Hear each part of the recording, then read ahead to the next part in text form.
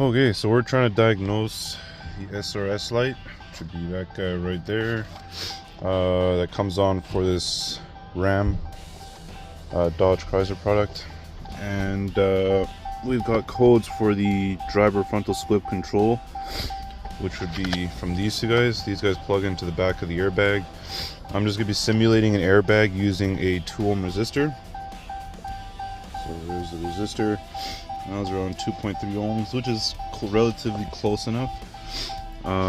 Once we plug that in, we're going to be looking at live data, and we'll be checking stage 1 and stage 2 driver airbags. You can see that the other ohms resistances in the other airbags are around that 2.2, 2.3 ohm range, which makes it pretty good for this resistor to use. The first step would be to straighten out your resistor like this, and then you want to plug it into here. This is going to simulate your airbag. Okay, so with that plugged in, okay, you can see that the resistance doesn't change on the scan tool, and this could be due to a faulty clock spring.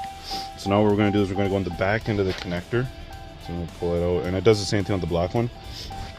But the connector right here, this yellow connector, is the other end of that glow plug, of the, not glow plug, sorry, the clock spring connector for the airbag. So we're just going to unplug that one, and then we'll put the resistor in there and see what our values are. With it plugged in, making proper contact in that connector, our values go back to 2.4 for the stage 1, and it do the exact same thing for this other side as well. And as soon as I pull it out, pull out the resistor, it goes back to its open 10 ohm resistor value. So this is a good way to check if you have a clock spring or a faulty airbag, is to simulate the airbag using a 2 ohm resistor. So we know that we got a faulty circuit inside the clock spring, so the clock spring is going to need to get replaced.